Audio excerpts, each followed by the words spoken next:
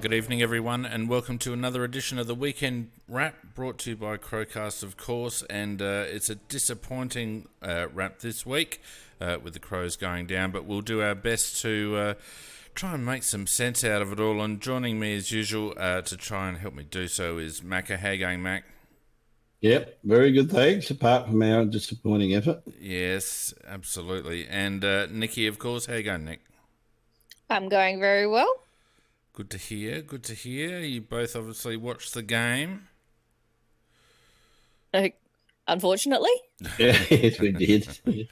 Yeah, it was terribly disappointing, but never mind. We'll live to fight another day, I guess. And I guess, you know, for those people that are maybe realists, I don't know what you call it, realists maybe, there wouldn't have been too much disappointment because the apparently the result was already a foregone conclusion. So anyway, I don't know. I was actually quite bitterly disappointed, actually. And I'll explain my reasons for that a little bit later. Oh, I must admit, Macca, I am as well. So I'm with you on that one. Anyway, why don't we just, if I get myself organised here, why don't we get into some score reviews, shall we?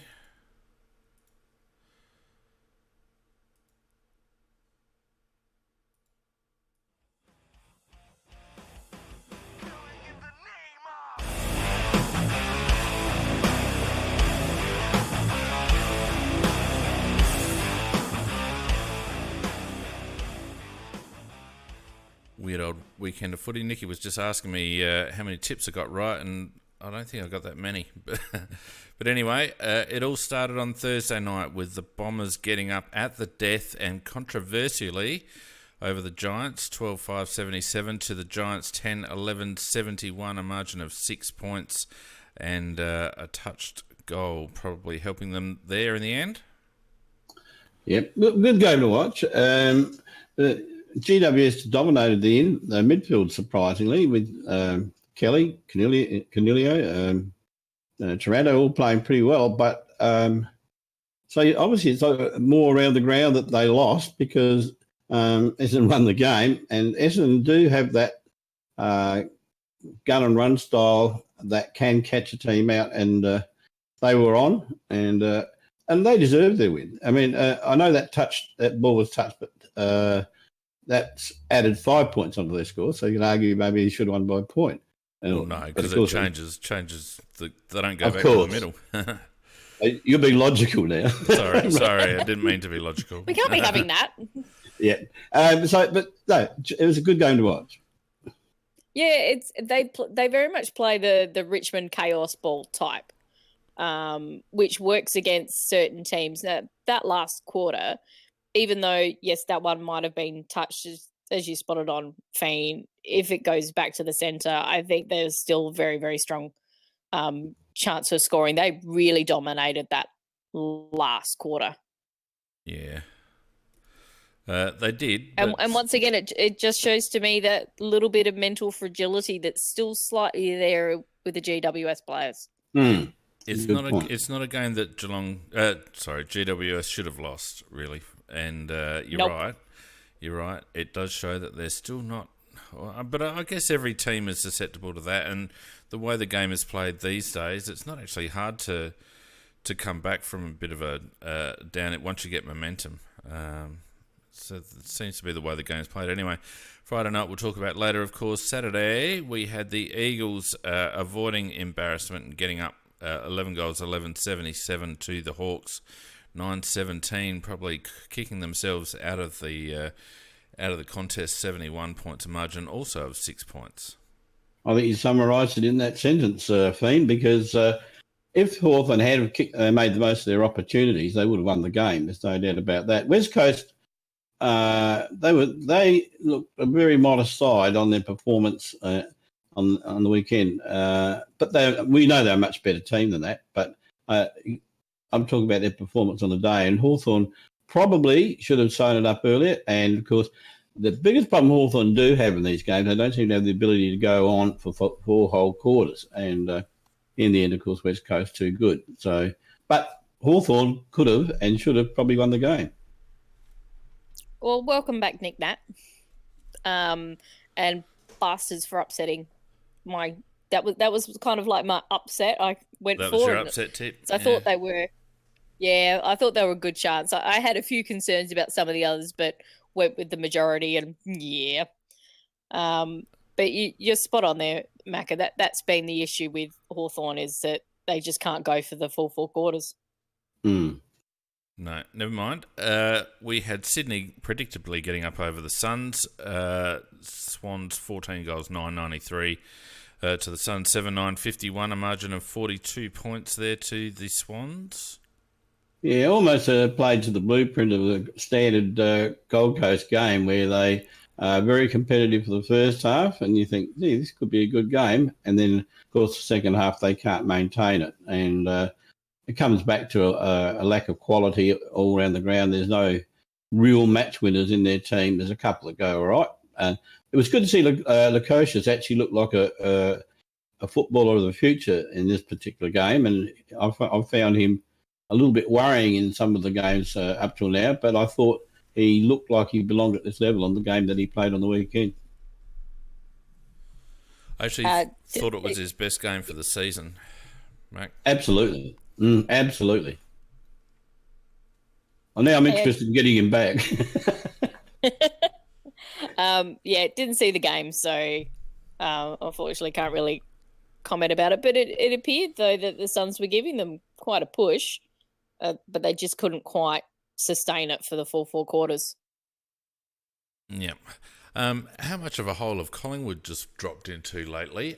North Melbourne continuing their post-Brad Scott run with another victory, 11 goals, 15-81 to Collingwood, a dismal 5 goals, 7-37. And you wonder whether North are making a bit of a charge to the 8. Well, I saw excerpts of this game. I watched in between the two games. Back probably totally unimpressed with Collingwood. Totally. They've actually lost that dead set hunger at the moment. I think they are in that mode of taking a lot of it for granted, and because when you take it for granted, it doesn't happen.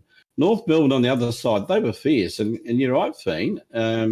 If they can maintain that type of form every week, they're just a rough chance of getting into the finals. And what would that mean for the future of their coach? They had to have that brilliant orator Shaw as their coach. Well, I mean, you can't knock him, can you? I mean, he's getting results and they're playing for him, and they got the Saints next week, and that's another very winnable game for North Melbourne. So all of a sudden they're in contention from being absolutely nowhere. But anyway, interesting to watch them. Yeah, from halftime we actually switched over and watched that game more, and only went back to the Port game in the breaks and at the very end, because it was a much better quality of game. And I don't think we can have a go at Rhys Shaw regarding his coaching, because while North have always had some quite good forwards and their setup hasn't been too bad, it's the rest of the ground where there's been some issues in getting the best out of their players. But he's got them playing a very intense style of game, pressure, really nice passing, some really nice setups that they were doing. I think they're definitely a smoky for pushing towards the 8. And Buckley's spot on. He's known that Collingwood has not been playing well pretty much for most of the season. They've just been lucking it out by playing one good quarter and being able to break the team and just hold their position from that pretty much one good quarter. Yeah, they've been relying on one good quarter, Nikki. That's 100% right. Yeah. And North didn't allow them to do it. No, their pressure at them was brilliant. Yep. The Power, a low score, a low crowd, a very low crowd. Everything was very low for the Power as they went down to the Bulldogs and wasted their post-bye victory against Geelong by going down to the Western Bulldogs, 10 goals, 666. The Bulldogs to the Power, 5-11-41, a margin of 25 points. So much for Ken being the Messiah. Well, same number of scoring shots. Nikki, you missed your wild tip. I got mine because I thought the arrogance of Hinkley to think that he can drop 3 players of that calibre. And when I looked at their side, I thought this is not a particularly good side. I thought there was a lot of arrogance about the way Hinkley selected his players, and it backfired on him. And Are you saying they got as ahead of weak. themselves, Macca? That's not like Port I'm Adelaide. 100%. It's not like 100%. Port Adelaide at all to get ahead of Well, themselves. You have a look at Wines at the moment. Wines wouldn't get a kick in a bloody street fight. No. Willem Drew. And the hilarious things about Wines is they kept saying, "Oh, this is a game made for him. This is a game made for him." He was on Bontempelli. Bontempelli in that first half was absolutely outstanding. And the Bulldogs played a smart, wet weather game because some of those kicks they were doing off the ground were very deliberate, but beautifully done. They play. Well, I saw the Bulldogs week before, and I was quite impressed with their intensity, and I thought they're back, and they're playing pretty good footy. They're not the worst team going around, Western Bulldogs. No, they're not. No. You have a look at their midfield when you got Bontempelli, you got McRae, and you got Dunkley. I mean, that's a very high A-grade quality midfield. Yep. And all those three boys absolutely shone. And then I looked at Port's midfield and I thought, well, you've got, apart from Boak, you've got the good ones playing at that snaffle level. Yeah, that's right. And they pay the price. And as I said, arrogance. And as for what about that farce at the beginning where they play will never tear us apart just before they get torn apart? And they hold up the scarves, say, they'll never tear us apart. Except I was watching some of them, they're holding up scarves because they can't afford a proper one, or they hold up their blanket and waving it from side to side. I said they look deranged. They're obviously deranged. No, for me, the funniest part of that whole game was they kept talking up those players who did so well in the SANFL, 57 disposals for Rockcliffe or whatever, and Westhoff kicked so many goals. It was hilarious because I'm just listening to it going, they played North. That's like, seriously, North have lost so many players. Unfortunately, they're very much struggling in the SANFL this year. So an AFL caliber players like that, that's what they should be doing. That's not actually a real recommendation of they played well. I wouldn't really say, but yeah, it was delightful. Yep. And one last comment I would like to make about it. Ken Hinkley, he gets there after the game and says he can't trust his team. FFS. Hinkley, they can't trust you. You've been there for umpteen years, you drongo. And what have you done? Nothing. Yeah. I mean, seriously. I also make a call here. As long as Hinkley's there and as long as my bum points to the ground, they'll never get another win a premiership. Well, with that mental image of Macca doing the downward dog, let's move on. And today we had Richmond just getting back into the swing of things. Beware of the Tigers because they got about 10,000 players back this week. They've got the usual run of games into the finals at the MCG, and they're about the place. 103 to St Kilda. I know it was only St Kilda, but 10 goals 10-70, margin of 33, and I reckon it might be out of Richmond and North for that last spot actually in the 8. Well, it looked ominous, didn't it? They played very, very good football, Richmond did, and the longer the game went on, the more you thought, geez, they're looking like the Richmond of old. And, as you said, they've got a heap of players back. Sydney Stack, what a bargain they've got in that lad. I mean, he's a ripper. These are young. Oh, they got him after the draft, after the rookie enlisted. They just had a vacancy so they could take him. And I just wish our club would take a gamble on somebody with a dubious character, not Lawrence Engwood, but, and he's got natural ability. And, I mean, I would have thought he would be an ideal for any degree. But, well, we did. Rory Atkins was of dubious character. When we no, he was. Yeah. He actually was, Macca. Yeah. That's why he slipped so low. And the thing is with Stack, pretty much every other club didn't want to take a chance on him.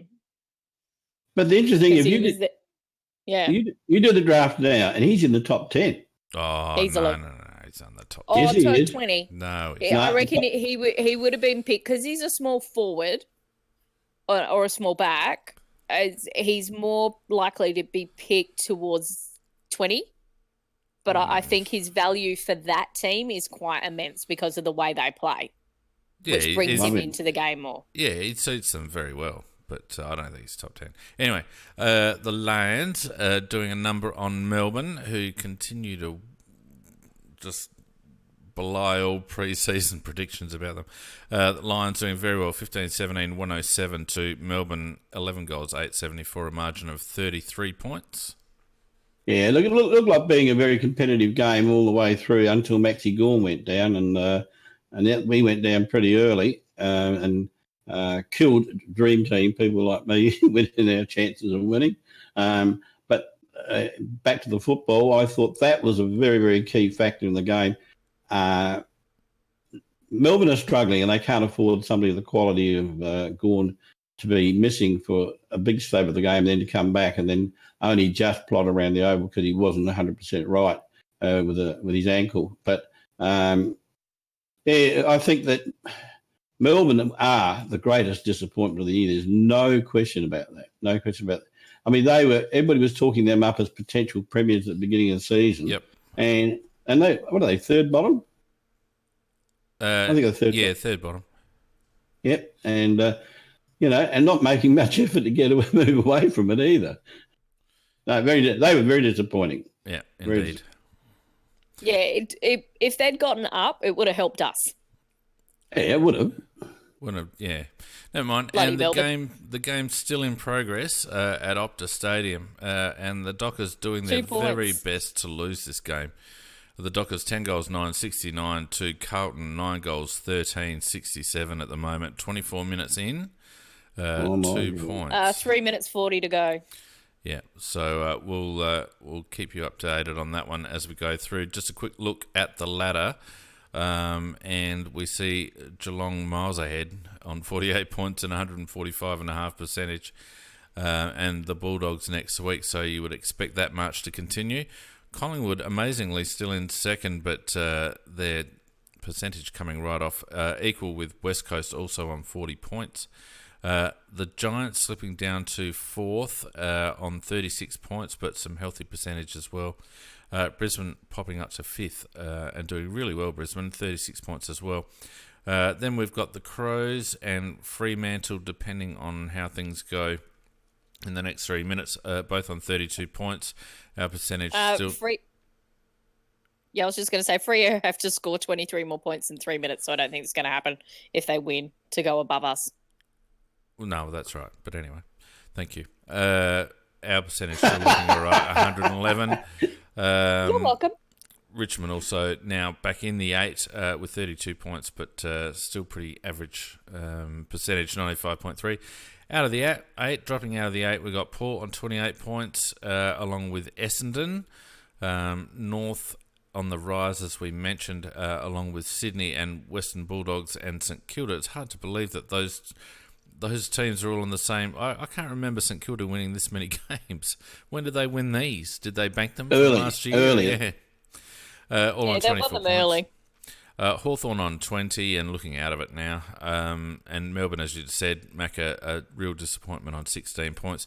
Gold Coast on 12. Oh, Carlton have hit the front, have they? Because the live ladder just update. Yeah, they did. Carlton up 73 to 69 with about 2 goals left? 2 points left. Oh God, 2 minutes left. 2 minutes.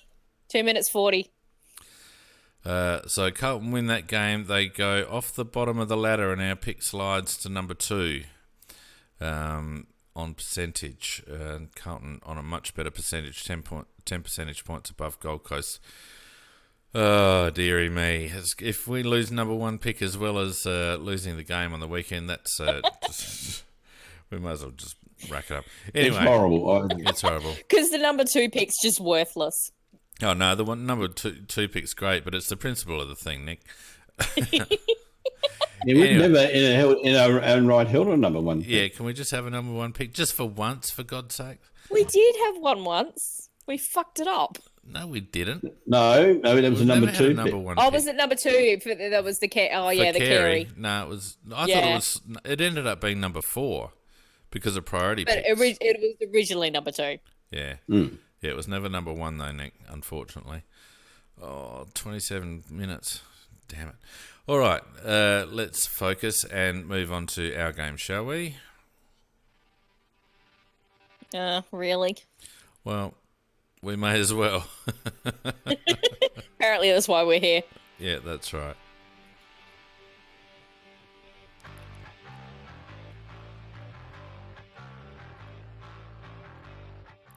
Oh dear, the Crows can't win at Kardina Park, and we didn't win again on Friday night. 14 goals, 12.96 the Cats. To Adelaide, 10 goals, 9.69, a comfortable margin in the end of 27 points. Have at it, ladies and gentlemen. Well, as you said, the paper and many other commentators say, well, Adelaide didn't do a bad job. They hung in there and only just got beaten in the end by 27 points. And I don't look at it that way at all. I'm very, very angry with the result, to be quite honest. Because if you look at, they won by 27 at the end of the first quarter, the end of the second quarter, and the end of the last quarter. In the last half minute of the game, there were identical situations, the ball game being out of bound on a wing, and we could not defend for 30 seconds in any one of those 3 quarters. We didn't have an appropriate structure to prevent them from getting a goal in every one of those 3 quarters. Now, that's 18 of the 27 points. And each one at the first and second, that's the momentum as well. So I was furious about that part of it. And then secondly, we started off well. We were winning clearances and everything was going right. Then you could tell in the second quarter, blind Freddie could see Geelong are getting back into this game. And we started playing the same old way we do against Geelong. And we started doing those quick dash attacks. And then when we were going the forward line, we kicked it long. And where we've got nobody, kick them over their heads, and where they've got the men sitting back. Standard Geelong procedure against us. And I just thought that they changed it again. And also at the midfield, Kelly was allowed to run right. And in Port Adelaide, they do some things right because they showed us the blueprint how to beat Geelong last week by shutting down their playmakers in the midfield, but we didn't do that. And the other thing I was very, very angry about the night was that non-effort by Bryce Gibbs, who could have got he should have got in front and spoiled what turned out to be a mark and a goal to Geelong, and he squibbed it. And he dead set squibbed it. Yep. I'm just watching the game. I was watching the game, and just all throughout, I just kept looking at it, just going, "What is Bryce Gibbs doing out there?" Well, that's a good question. Carlton are now back in front with 30 seconds to go. No. Frio's gotten up now. Yep, and now Carlton are back in front. 4 points. To me, there were 3 issues with the game. Cam Ellis-Yeoman. Yeah, if he was big factor, yeah. A massive, that game showed what a massive loss he is to our team. Absolutely. Tex's injury to his elbow, which really hampered him, unfortunately. When he was up and about and the way he was directing that movement, as soon as we got the injury to him, that's when Geelong started to come back. And the third thing is not tagging Kelly. I mean, they changed it up. They pushed Selwood from the wing into the centre, and they put Kelly on the wing, and they exposed Atkins through him very, very easily. And that we didn't shut him down. All we had to do was shut down Kelly. Mm-hmm. The way we were playing, the mindset that was there from the start, there were some real positives that come out of this game, and I am very angry because that was a hell of a chance that we let slip. Yeah, I agree with you, Nikki. And on top of Kelly, Brian Myers, who's, I mean, he's not a star, but he's a good little player, and he's very nippy, and he runs around the ground a lot, and he created a lot of opportunities. He had possibly his best game for the year against us, running around unchecked, and he he was the connecting link in so many moves going up forward. And I said, he's running around like an unregistered dog and nobody going near him. I thought somebody must own him. Somebody must be responsible for him. And on top of that, the other thing I wanted to add, one of the reasons why we were so disappointing, in my opinion, is Smith and Laird chose that particular game to have their worst games of the year. I'd just like to point out that the AFL.com website is so confused by the fact that Carlton won by 4 points that they've actually written Freo by 4 points on their live match centre, even though Freo bloody lost by 4 points. So cock-wobbling nomination for that person working Look, in Telstra. The problem that I saw as an overview is that we played the way we played in the first month. We didn't actually play the way we've been playing in the last 4 to 6 weeks. And as a consequence, we were exposed. We made exactly the same mistakes that we made in the first month of football. We got sucked into the contest. That's true. That's a big point. Yeah. We weren't patient with the ball in hand, and I'll talk about a couple of stats that are glaring in a moment in that regard. Our forward 50 entries were horrid, and Chris Scott seemed to find a way to isolate his forwards very nicely and create mismatches quite regularly. The amount of times that we saw one-out contests where so someone like a Reece Stanley or Tommy Hawkins was going up against a mismatched opponent, it seemed like we were very disorganised defensively, and at no stage were we able to put any pressure inside their forward 50. Their entries were reasonably clean and their forward line was pretty open, and we seemed to get caught with our defensive line too high, and they were able to exploit that on a regular basis. But the biggest disappointment for me was that we didn't play the way we should have, the way that we had to play in order to win the game. And the point that Nicky made about the absence of Cam Ellis-Yolmen is part of the reason for that in the centre structure, because Cam's been doing a lot of the physical work in the centre when the ball's in there, and the other boys have been hanging out waiting for him to do the work, and which gives us more flexibility and more coverage on their players out. But as you said, Fee, without him there, they just like bees to the honey pot, and there was nobody on the outside. Well, we didn't have anyone on the outside all night. Nobody. We were relying on Atkins, who did a little bit around the ground, but certainly not around stoppage. Brodie Smith was very quiet.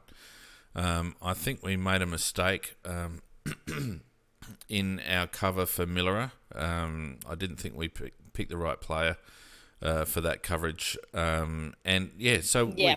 We never had enough run out. The second possession outside the stoppage. But the biggest thing, and I'll bring up a stat while we're talking here, just on a previous match. But the biggest thing for me was the fact that over the last month, what we've done is actually maintain possession of the ball and been quite patient with our movement and our ball use inside 50. Even though our entries haven't been fantastic, we've been very slow not slow, but very considered and patient in our build-up. Yeah. Which is what we were doing in the first quarter. Exactly. We were making the most of our entries in, and that was Tex. Exactly. Tex controlling that space. Not really. Where's this stat?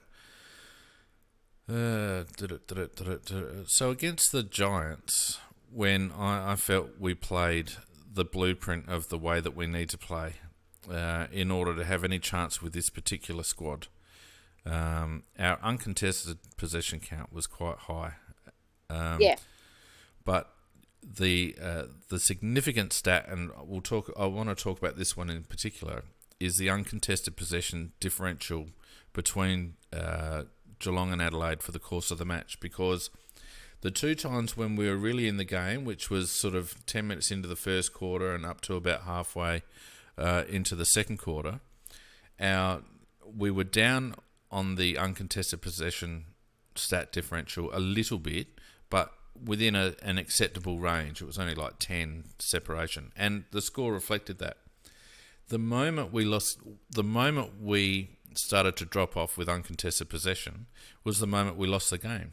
You can see and I haven't got these stats graphs up. I've got them in front of me, but I'm not streaming them. But the score worm, if you like, follows exactly the same trajectory as our uncontested possession stat. And I'll put a picture up on Facebook or somewhere later to illustrate. But it's uncanny that that particular stat, more than any other stat, basically follows the same trend as the score. And it reflects how we've been playing for the last month. It reflects how we played against GWS, where we were able to maintain possession and control our forward 50 entries and get better value for entries as a result. But as you rightly pointed out, Mac, after the first quarter and a half, we just started to panic. Geelong were playing the game on their terms, and our forward 50 entries went down the toilet. Terrible. Horribly. We could not hit a target. We didn't seem to have a target. And even though it wasn't quite the blueprint in terms of kicking to their spare, we lost all potency up forward simply because our midfield were not controlling the tempo of the game. Simple as that. Well, yeah, when you go in as we were doing after about a quarter and a half, we were just going with those erratic, rushed forward entries. You lose control of the game because you lose control of the ball to players of the way they always man up against us, where they've got those loosies at the back. Then they start to just work their way, crisscross up the ground. And as you say, they somehow manage to get a situation of a mismatch up forward or leave a space for somebody to lead into. And they got their goals a lot easier than we did. There's no doubt about that. And we just made... we virtually, as you said, abandoned the way we've been playing after about a quarter and a half. And we just never got back to it. Yeah, well, we lost the inside 50 count, and that started going from about the 17-minute mark of the second quarter.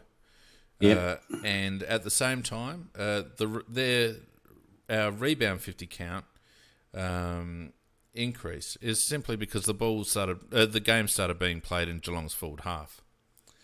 And there were periods in that third quarter where the ball didn't seem to want to come out of Geelong's half. I don't think we hardly were able to get it past centre there for long periods in that second half, and it reminded me of that Hawthorn game last year where we just couldn't get it past centre.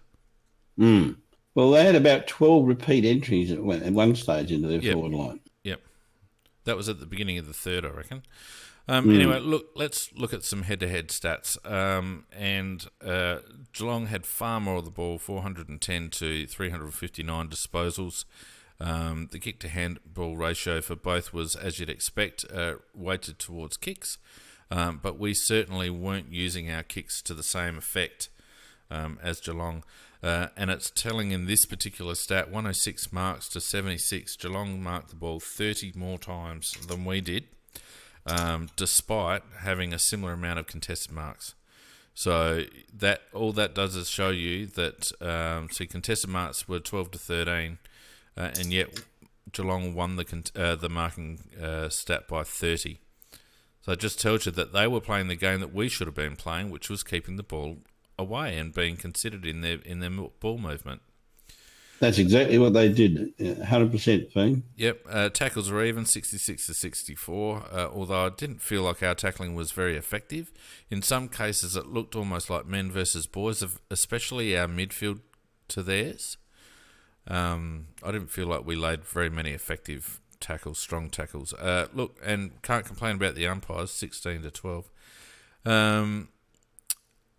Where are we? Clearances. We won the clearances 42 to 37. So that would initially you'd think, Nick, that meant that we did all right without Ellis Yeoman. But I think what you're saying is exactly right.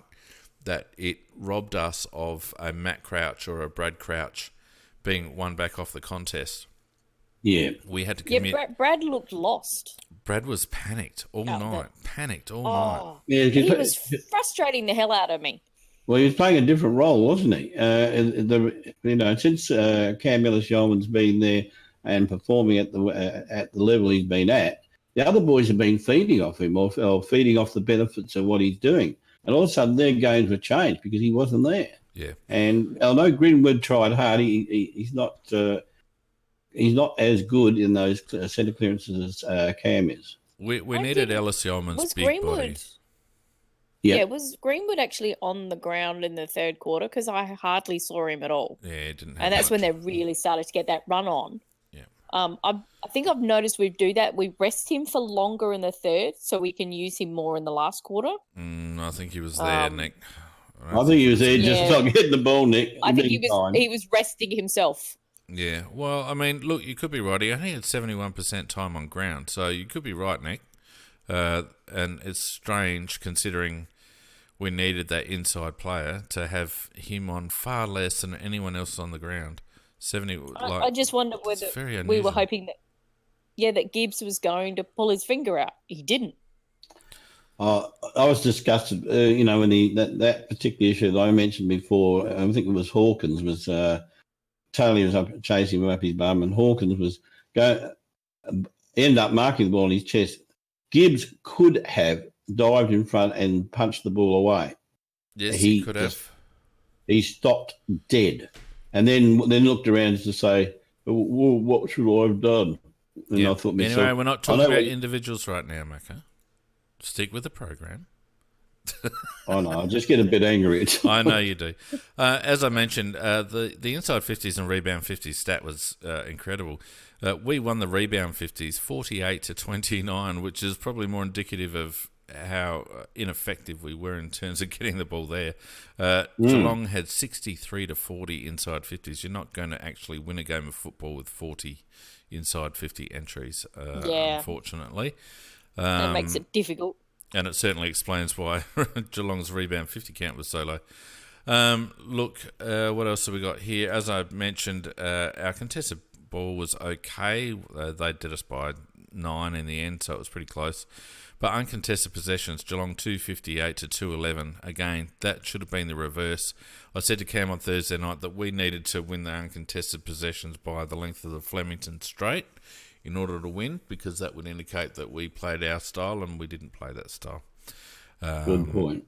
Disposal efficiency, 74.5-71. They had 305 effective disposals to 257 from us. As I mentioned, contested marks were even. Marks inside 50, though, 17-7. So that sort of highlights what I was saying before, how they were able to create so much space and so many mismatches, and just, it was hard to tell from the coverage what was going on. But it seemed to me at times that our defenders either were pushed up too high or they were... I don't know. It was very difficult to understand what was going on with our defence. A lot of it was those repeat entries in and out. And it was the midfielders not putting... Most of the midfielders, I'll leave Sloaney out of that discussion, not putting the pressure on those other players being able to have that free, nice delivery into the forward line. That always really doesn't help, because some of those passes were beautifully done to the advantage of those forwards that are almost impossible to defend. I actually thought our defence didn't do too badly considering what was going on. I'd like to do just a little highlight. Jake Kelly actually played a really good game once again. He did.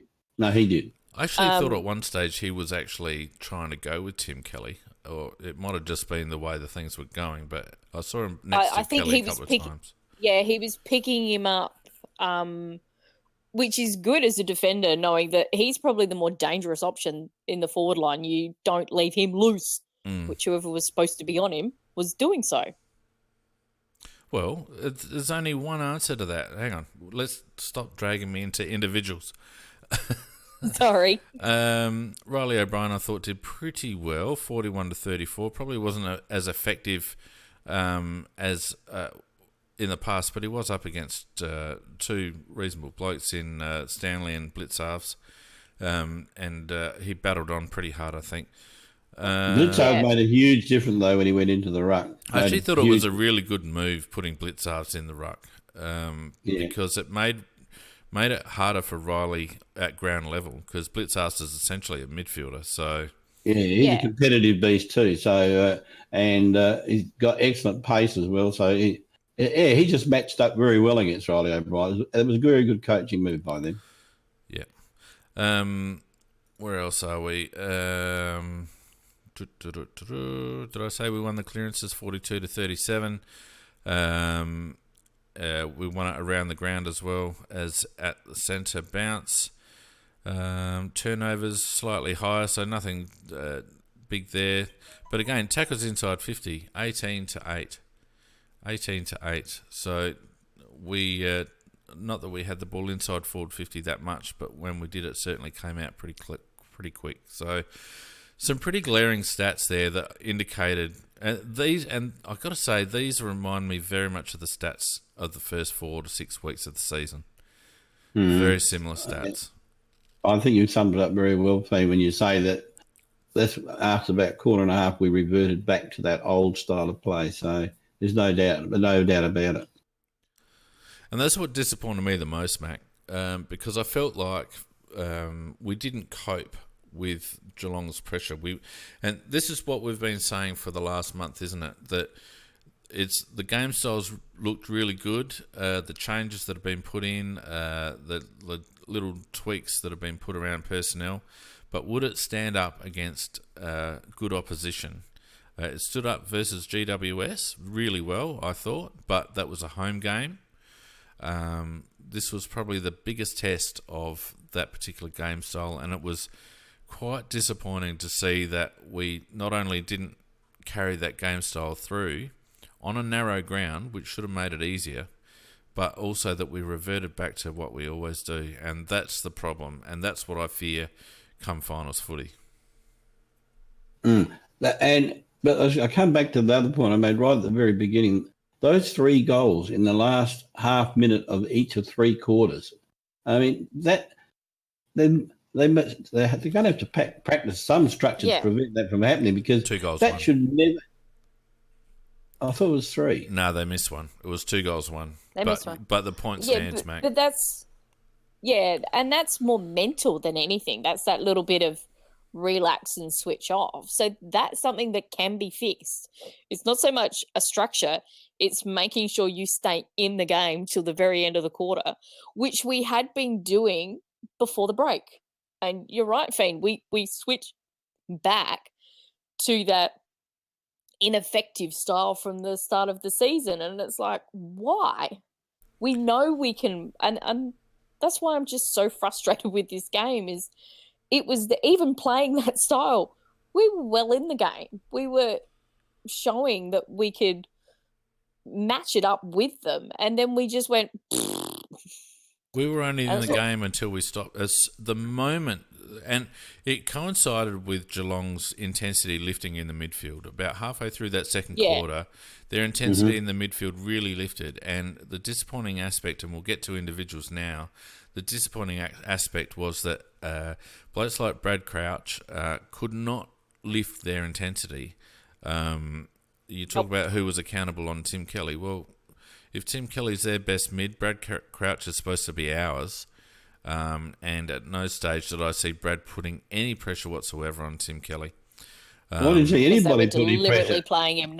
They were deliberately playing him not in the midfield. They were playing him on the wing. They played him on the wing. They put Selwood in the midfield. Yeah, and I noticed that too. But nevertheless, that's only at bounces. And either Pike or the midfield coach was not aware enough to actually make sure that Brad maintained some sort of feel for Kelly around the ground, or they just decided not to cover him. I don't understand why they decided not to cover him. Yeah. I wouldn't criticise Brad for. I wouldn't criticise Brad's game overall for lack of effort, but I would. No, I haven't finished yet, but I'd say it was his worst game for the year, even though he had 27 possessions, because he didn't have the same influence on the game that he has been having, and as you say, his opponent was. So I was disappointed with Brad's game, even though he did get a lot of the ball. He didn't do a lot with it. I don't know what his efficiency rating was. It couldn't have been high.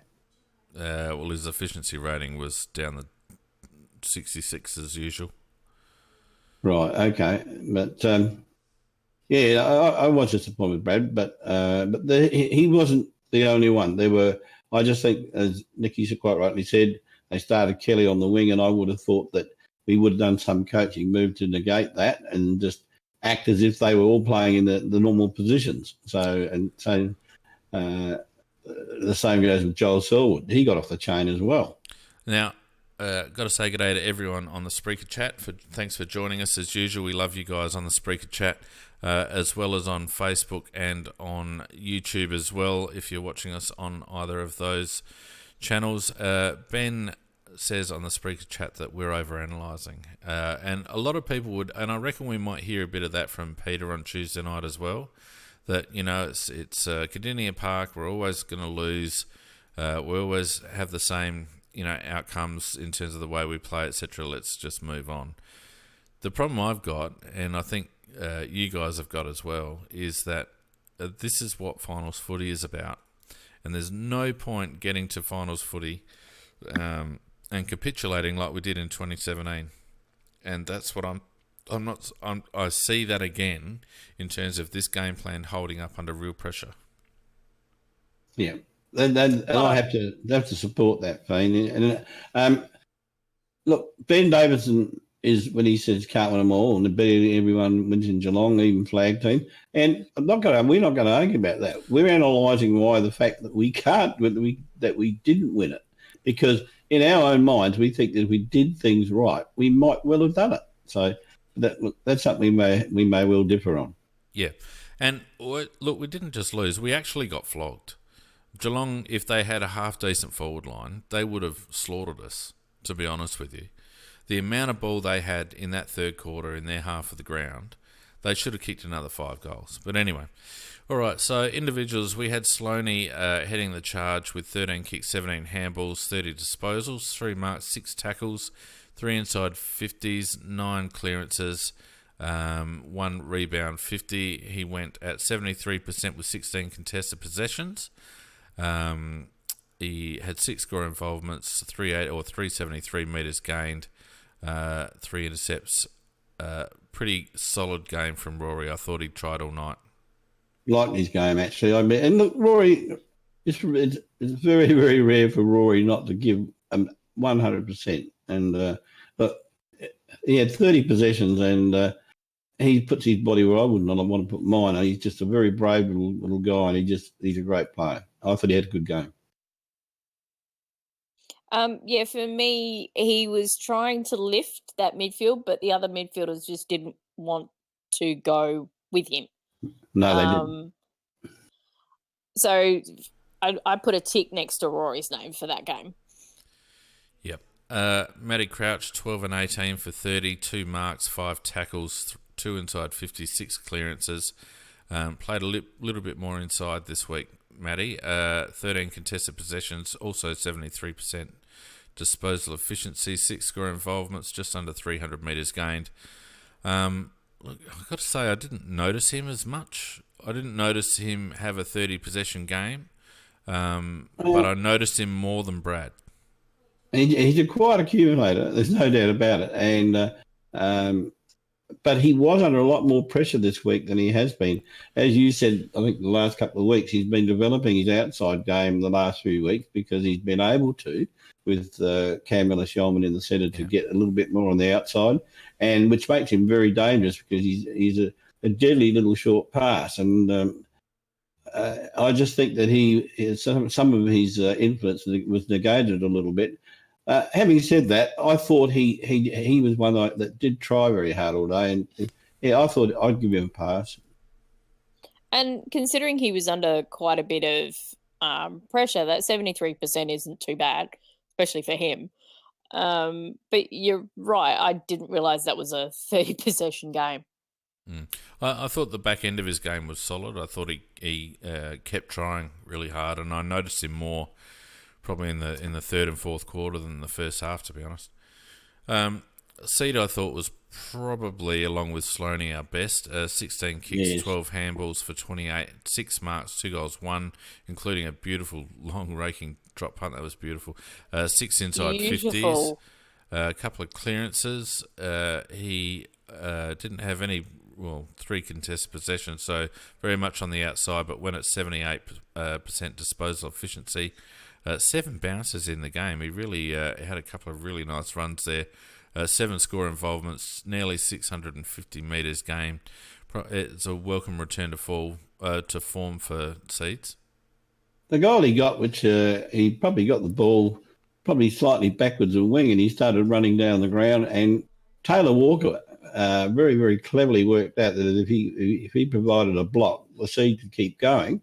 And I just think, as a team goal, that was one of the team goals of the year. There's no doubt about that, because it would normally never have been a goal, but because of the fact that Tex was so smart with the use of his body, and Seed smart enough to have the pace to keep on, and then the dash to keep going after that, and the ability to kick a 50-metre from that angle on the run, I just thought it was a beautiful goal. And just on that, he was going to kick it, and then he saw Tex coming in. And so he knew he was just going to get that little bit of extra space. But prior to that all happening, the pass from Gallucci to his advantage to give him that break of space was perfect. Yeah, I love the ball being in the Gooch's hands. Yeah, it was a really clever kick. So you're right in terms of it. It was on the back of the centre square. Is that crossover kick, which changed that angle, opened the field up beautifully. It was a perfect team play that you kind of practice in the hope that it works, and rarely is able to be pulled off in a game. And it's kind of interesting that we think he's starting to build into form. You look at all those numbers there, and I think he can still get better than that. I think he can do even more in a game. And that's why opposition teams will put a lot of work into stopping him getting any open space, because that's how damaging he can be. Yeah, and the worrying one for mine, and we'll get to him later, is Brodie Smith. He started off when Smithers came back. Let's talk about him now. He had 10 and 4 for 14. When Smithers came back from his knee, he looked to me like he was playing like a bloke who knew that every game could be his last game, and he seemed to had just let go of some baggage or some lack of confidence or something or other, and he was really taking games on. But now he's gone all the way back into his shell. 14 touches, 1 mark, 1 goal, 2 tackles, 2 clearances, 3 rebound 50s, 6 contested possessions, only went at 64% disposal efficiency, only gained us 250 metres. Now, I didn't notice Brodie having anyone really sitting on him. They didn't. They sat pretty tight on him. Yeah, but he's got to have the ability to be able to work through that. Of course he does. I mean, he's got to be able to play under pressure, and there's so many blokes in our team that play really well until the moment the opposition puts any time into them whatsoever, and then they go into their shells. And really good players need to be able to play well under pressure. DSG makes a great point in the chat. He says, does he need Miller there to free him up? Well, Miller in the back lines does actually free up Len and also Smith, because of the fact, because he darts around, he dashes here and there, and he provides that support, and then when they move towards him, he then gives the ball back, and then they can dash down the field. And we missed Miller back there. And I've got to say, the fact that I think Laird was camped on and that Smith was camped on, it was very good coaching by Geelong, and showed they worked out who are the ones where the drive comes from in our back line. And we should have worked out similarly where does the drive come from their midfield. I don't think Laird was sat on Macca. I think he had a stinker. He had a stinker. I thought he must have been camped because he just couldn't get it. No, Well, it's and he couldn't get near his player because I think Myers was his player. that's exactly right, Nick. He was accountable because Geelong went very Oh, small. well, he did have a stinger because I was wondering who the hell was on him because he was only so far. Yeah, Geelong went in very small, and it made Brown and Laird and those blokes, and even Smith to a degree, need to be accountable on their opponents. And it really did rob us of some drive, but it wasn't. What it meant, maybe that was a contributing factor to our lack of being able to chip the ball around, because the blokes that are usually the prime movers in that movement just weren't anywhere to be found. And Brodie Smith is an integral part of that movement, and his stats show that he wasn't anywhere. So, it might have been good coaching. It might have just been the way they decided to put their team on the ground, Macca, that caused us to lose a lot of our drive. But I do think we miss Miller anyway. Yeah. But Lairdy had a stinker. 7 kicks and 16 handballs, 3 marks only, 4 tackles only, 4 rebound 50s, which you'd expect. Only 4 contested possessions, went at 91.3% disposal efficiency. But I tell you what, I'd love to see. Because his handballs are 2 meters and his kicks go straight up in the air, so they always go straight to back down again. So, because that's what I was going to say. He was trying for the Rainmaker. It's how they measure that stat. He doesn't turn the ball over a lot directly because he just kicks to packs. And I don't remember the last time Lairdy had a really decisive game of football where he was more than just clearing the ball. He's well down this year, isn't he? Well down. Yeah, incredibly well down. Only 163 metres gained. Just like, he's always going to get numbers because he's always on the end of, the first kick or the second kick out of defence or whatever. But gee, not good from Rory. Riley O'Brien, I thought, was okay. 18 disposals, 11 and 7. Took 2 marks. I'd like to see him take a few more. Is bit concrete hands at the moment. 7 tackles though from the big fella. He was.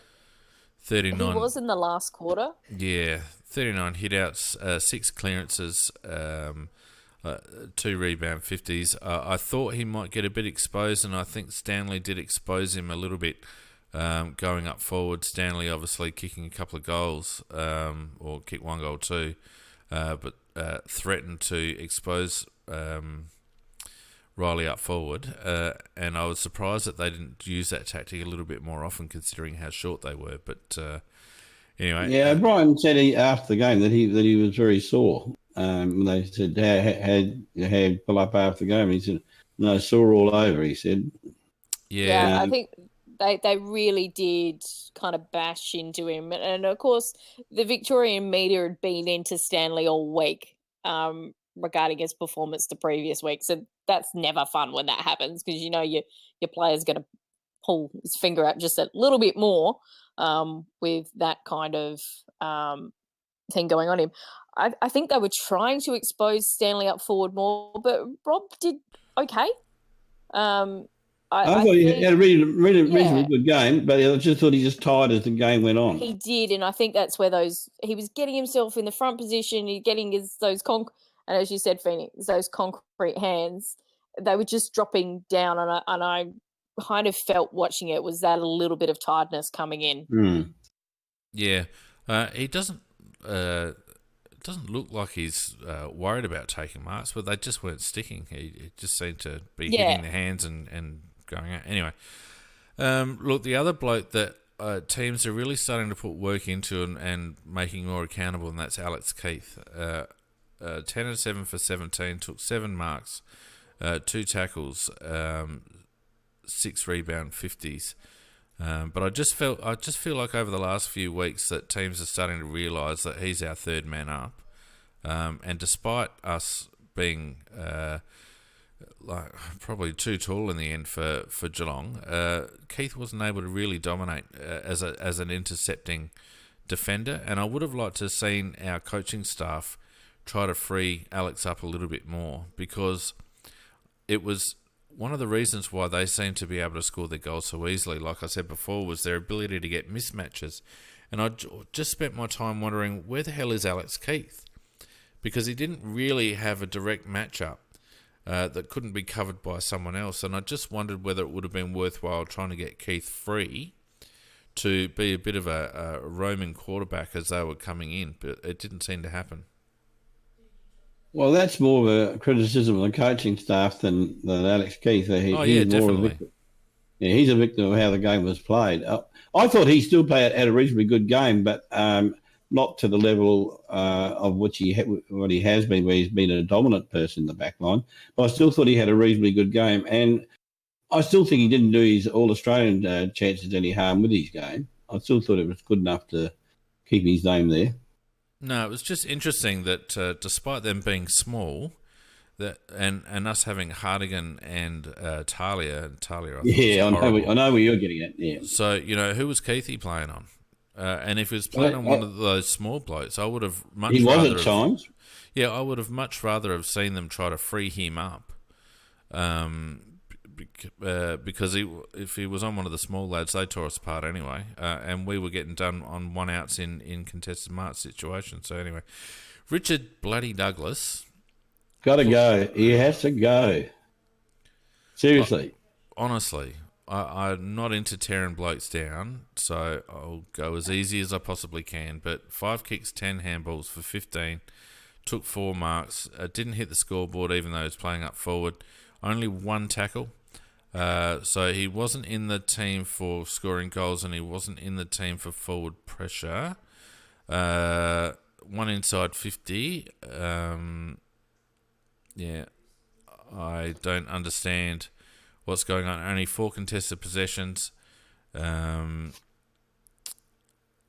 Almost a blank stat sheet for 88% time on ground. Yeah, 2 score involvements, 72 metres gained. Probably the worst game that and Dougie hasn't been that great since he's been back, but this is the worst game Douglas has played for the club for a long time. Probably the 2017 grand final. You almost got to wonder whether those rumours about the pictures with the goat and the selectors are true, but I don't know why he's getting selected. I mean, we put him in there to play up forward. He's part of that reason to create some of that pressure so we can keep the ball in, but it was coming out too easily. That's right. And we can't just blame the young blokes about that when Dougie's there as well. He was back to his falling over. Yep. Well, Nicky, if you describe his role correctly, he didn't do it. Yeah, and he didn't. I think there needs to be some very strong pressure coming from below, which is such a pity. Those guys are playing well, but I think because we've had some of other younger players in there, we don't want to go in too young in that spot. But I think that's the wrong call. Well, I think it is now because Douglas is offering us nothing. He's had 3 games in now, had the benefit of the bye, no perceived body issues or anything like that. He just looks off the pace. He looks slow in his reactions. He's not putting himself in dangerous positions, and he's not working hard defensively. So I would much rather have a Chase Jones in that spot. I think we could have actually done with having a Darcy Fogarty in that spot. I'll talk about him when we get to young Ben Davis. But, Douglas is a liability. And the trouble is we had Richie Douglas and Lockie Murphy as small forwards along with Eddie Betts. And their output was just atrocious. And Davis. Benny was more of a lead-up forward than a small forward. I know, but in the overall structure of things, of the contribution from the smaller players. Oh, yeah, definitely. But Douglas, Murphy and Betts did bugger all defensively. Betts was quiet. And between them, kicked 1 goal, 1. So where are you going to get your scores from? And that was a worry of mine on Thursday night on the rev up. Where were we going to get our scores from? We needed Ben Davis and Elliot Himmelberg to hit the scoreboard, and they never did. So Tex only kicking the 1. Berg kicking 2, but they were kind of after the horses bolted kind of goals. When in the heat of play. But they weren't from marks either. Oh, his Berg's first one was. Yeah. That was still when the game was in the balance. Only took 3 marks. Go around about that. So anyway, of the rest, I thought Jake Kelly played all right.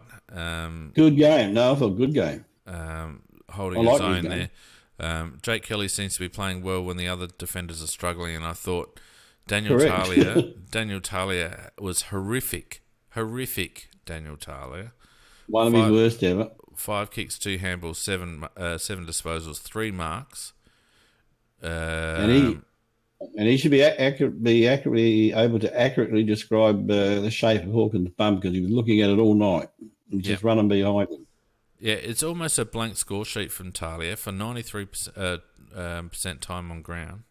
It's almost a blank score sheet for Tales, and Hawkins has a habit of doing a bit of number on him, and I don't actually know why they didn't try Hardigan on Hawkins a little bit more often. I kept screaming for that change being made, and I don't know why it wasn't done.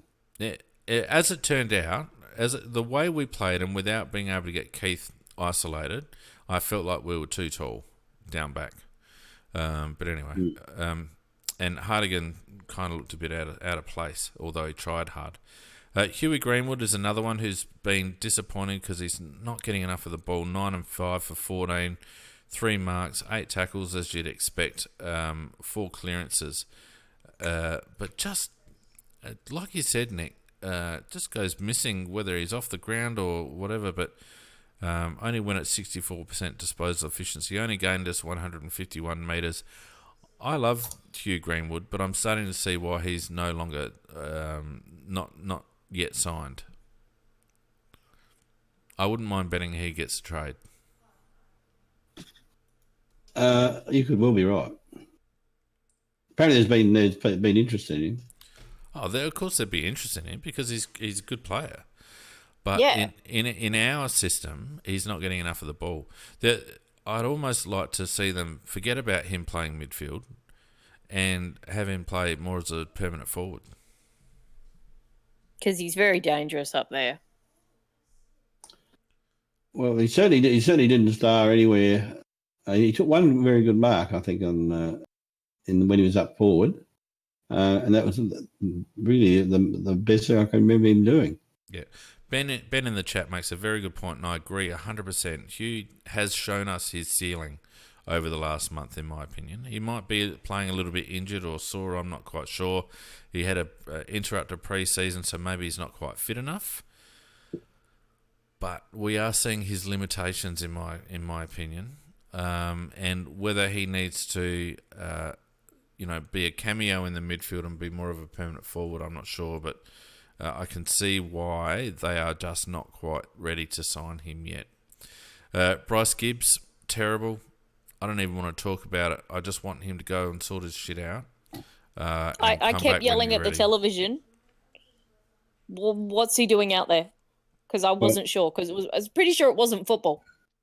Well, without getting into any detail, he's apparently got major off-field problems. We know that, Macca. But at the end of the day, he gets selected. I hadn't finished. What I was going to say is they are obviously playing on his mind to the point that he can't play efficiently at AFL level and therefore shouldn't be selected.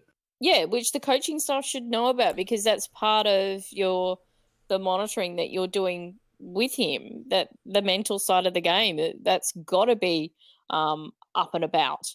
We know it. You know it, Mickey. Yeah. I know it. Veen knows it. Most of the people out there know what the problem is, and they know that since he's had that problem, his football has been worthless, absolutely worthless. And, you wouldn't give a pick 50 for him at the moment. And so you just can't select the guy. No. And don't we have welfare staff down there that should be able to pinpoint to the coaches that this guy just isn't fit for playing at the moment? He's definitely not. For me, my concern was I thought we picked him to actually put him in to play only as a tagger on Kelly. And I was happy with that decision if that's what he was going to do on field, because we saw what he did with Oliver. It was actually quite effective because he goes in and out of games. He's even if he's trying to play his own game, but if you give him that job, that works really well. The only problem for me is that we then didn't do that with him, which was No, we just played him as a shown in the midfielder. SNFL. Yeah, that And a very doesn't poor work one. yeah, unfortunately. So to me, that was the issue with him being out there, and I think that was a mistake with the way that our coaching staff worked around this game. Yeah, and look, people in the chat talking about not having a role and all the rest of it. Today's modern footballers need to be versatile, and Bryce Gibbs is a senior player that should be able to play a midfield role when he's asked to, should be able to play a tagging role when he's asked to, and should be able to run off half-back when he's asked to. It's not like he's just learning the game. He is a senior player, and it's not about not knowing your role. It's about not going when it's your turn to go. You know, his mind and his heart just isn't in it at the moment. He's not in. He gets the ball and he just blindly kicks it if he's got any sort of pressure on him whatsoever. He doesn't put himself over in the contest. He's not being aggressive. He's not being proactive in the way he's playing. He seagulls out to the side. Yeah. And the simple fact is that they might be working under the premise that, he might be saying to them that he doesn't want time off, that he wants to keep playing. But I think it's time that the club actually made a call and said, well, you can keep playing, but it'll be in the twos because we're not going to pick you until you get your stuff sorted. And the other thing that I would say about that is that when was the last time you saw a bloke with serious off-field issues like this and perhaps some mental health issues as a result? When have you actually seen them successfully come back? Name one. Name one. Well, they don't. That's the whole point. They don't.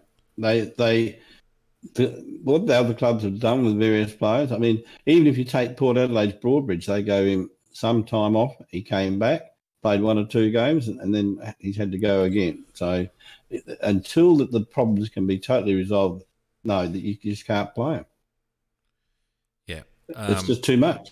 And that's the thing. I think, and God, you know, no one wishes ill on Bryce at all from a personal perspective. No, certainly not. You know, we wish them and the family all the best. But in terms of his role in the Adelaide Football Club first team, I don't think there is one at the moment. And I'd much rather see a kid have a crack in there, even if it means that we're a bit light on it, because it gives us more of an effort than Bryce at the moment. Yeah, I mean, we need to do what's best for the club, but whilst also at the same time doing what's best for Bryce, because he is one of our players. And I think you're right, Fane. I think he's not quite working enough even in the SNFL when I've gone to watch him. He's still in and out of games. And the quality of player that he is, that tells me that there's still a lot going on. And that possibly the SNFL, even that's not the place for him at the moment. Unfortunately, it's going on between his ears, isn't it, Nikki? Yeah, and as a coach, that's actually hard to tell because, as you said before, Fane, what he's saying and what he is possibly presenting, they're not psychologists, they're not mind readers, and that's hard to judge.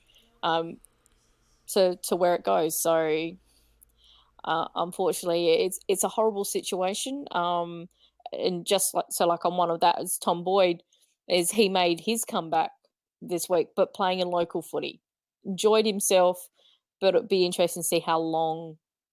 Like you said, it's that little bit of up and down, even at that much lower level. Mental issues are a major problem in our society, and it's just you can't win. Well, look, I mean, if the reported issues are even half true, it's little wonder that he's got a bit on his mind. But unfortunately, and we don't want to speculate about that.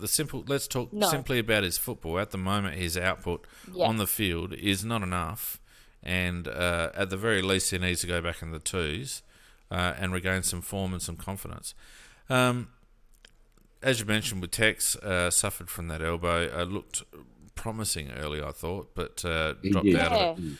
I didn't think we got enough from any of our smalls. Lockie Murphy and Eddie Betts were unsighted. Ben Davis Eddie was up and about at the very first bit, and he was involved in our early scoring involvements, and then went quiet. Yeah, and the problem with that is that Eddie is also a senior player, and if he can see stuff going on, Eddie is the biggest opportunist you'll ever see in your life. But at some times, he's actually got to do the one percenters as well, particularly when the team's struggling.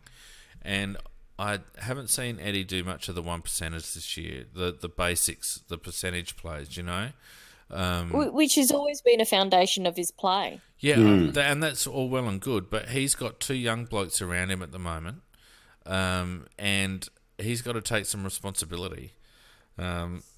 He's not laying tackles. He's not hitting up as much as he used to. And I think we're suffering as a result, particularly when our tools are getting beaten.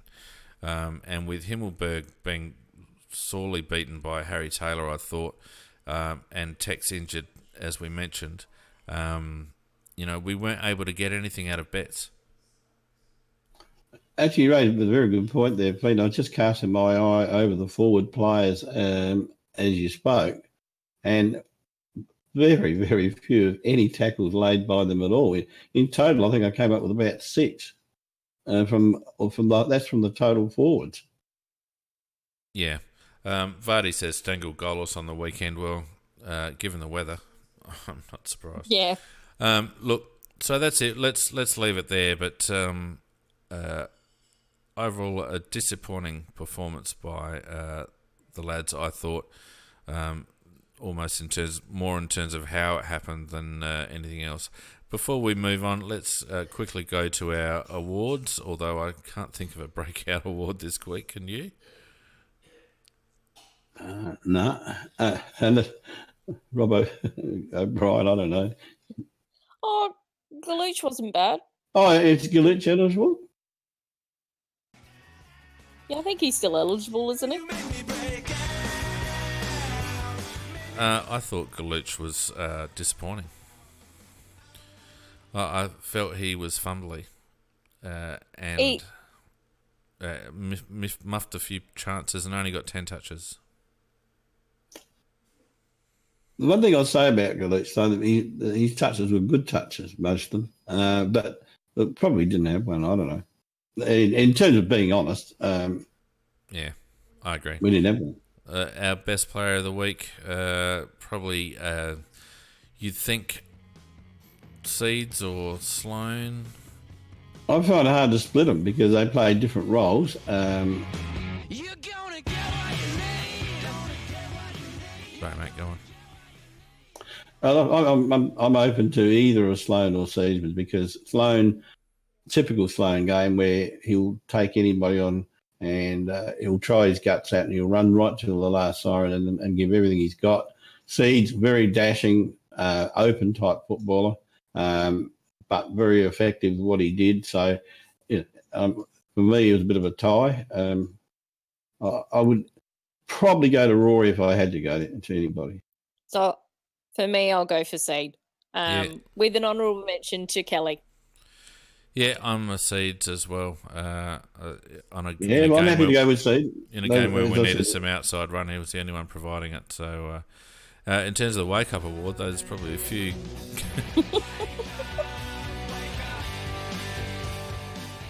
We've already talked about Bryce, Eddie. I've got to go Richard Douglas. Douglas, I think, is the one. Bryce you could throw Atkins in there. At least Bryce has got an excuse. Dougie hasn't got any. And the one person we haven't spoken, I just want to talk about Ben Davis for a minute because,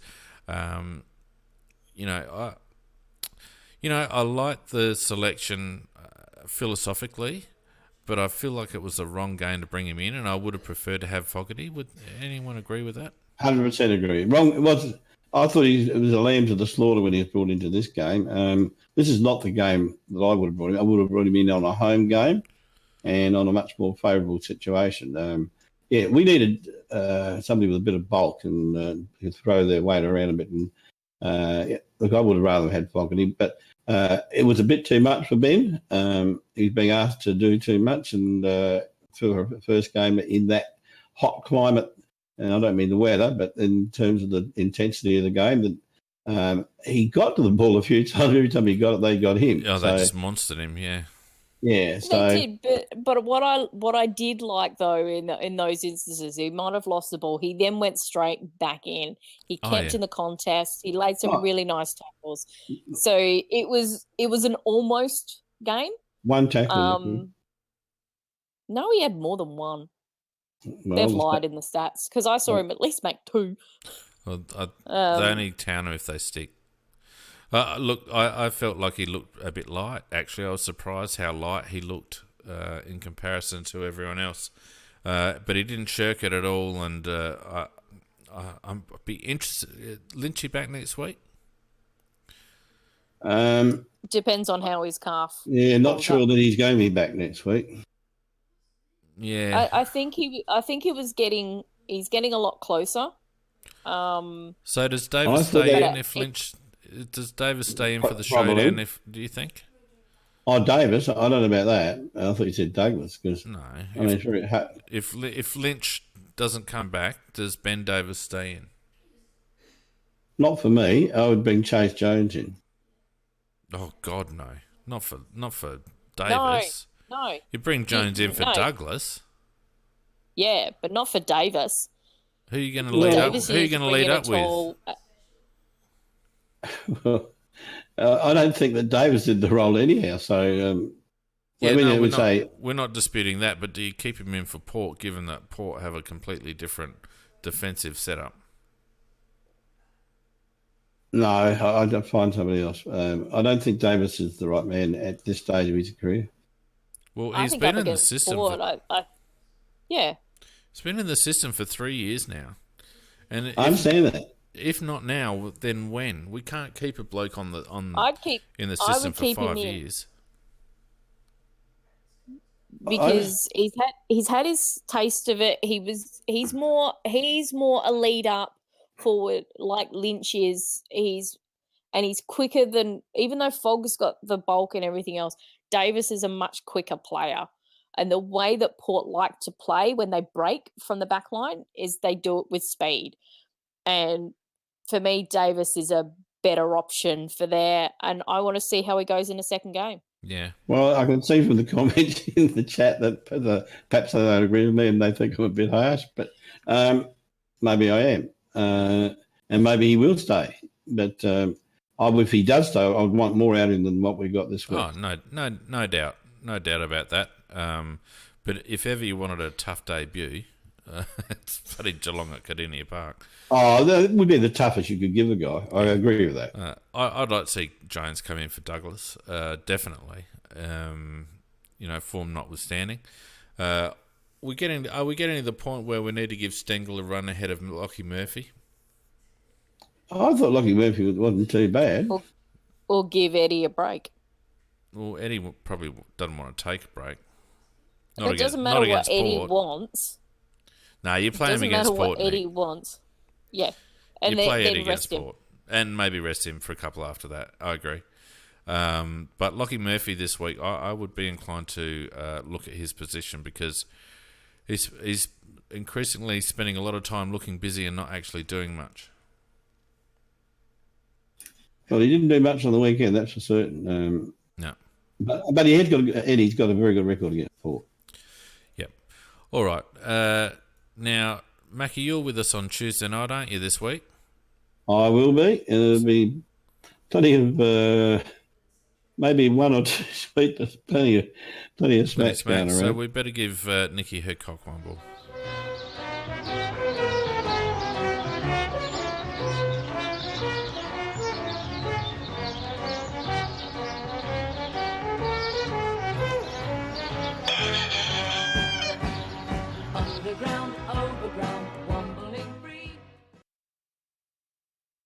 Righty, So Nick. my first nomination is to our coaching staff, who did not tag Kelly. That was the ultimate cock-wombling decision. Agreed. I would like to give another nomination to the Port Adelaide forward line for their last quarter effort with with efficiency rating for the final quarter of 0%. I figure that's pretty Yeah, that's decent for pretty an good. AFL forward line. I don't know whether might be a first. I think it might be so, but they gave us a good laugh with the family on Saturday night. The Adelaide Oval Twitter account for forgetting to tweet out the final numbers, I think, for the first time in their history. Did they crowd forget? Numbers Did they forget? Did they? What? They appeared to forget. They didn't tweet the numbers out of apparently 25,000. I was playing a game prior to that one. My opponent was a Port supporter who was going to the game. They only had standing tickets or the non-reserve seat tickets, and chatting to her during the game, she's just like, oh yeah, we know we can go and sit in the reserve seats because they're not going to turn up tonight. Their own fans know that their apparent diehard supporters who pay that extra money for reserve seats aren't turning up. So yeah, the Port crowd. I know the weather was horrendous. It was freaking cold. But they've just beaten the league leaders. They're on a charge to the finals. They should have been. What you can understand them not turning up if they played like that the week before, but that was just not good enough. But it becoming then the lowest Adelaide Oval crowd just makes us slightly giggle. And because the cock-wombling nomination of the week is hopefully where there is a possibility of them making us laugh, I think that's given us quite a good laugh. So I would say the crowd that didn't turn up. Well, I've got to say this about Port Adelaide. It's like West Lakes Revisited. Start at a certain level and work your way down. Yeah. Look, the other cockwomble nomination for mine is bloody Fremantle, because who gets beaten on their home deck on a Sunday evening by no Crips. No Crips, exactly right. What the hell's going on? Anyway, look, that's it. We must say a very big thank you to Ryan Smith at Smith Partners Real Estate for their ongoing support. Also the boys at Down to Earth Electrical, and also Tim's YouTube channel, Hardware Unboxed, if you want some geeky goodness there. And a special thank you, of course, to all our patrons. If you want to support the cast, go on to patreon.com/AFL CrowCast, or click the Patreon button on the website aflcrowcast.com. Lady and gentlemen, I believe that might be it. What do you think? Yeah, I think that's about it. We've done it today. Mac has had a couple. An hour and a half. Hour and a half for that, yeah. Don't forget Tuesday night for Tuesday Night Live. Thanks everyone in the chat for joining us tonight, and we'll see you then. Night all. Night all.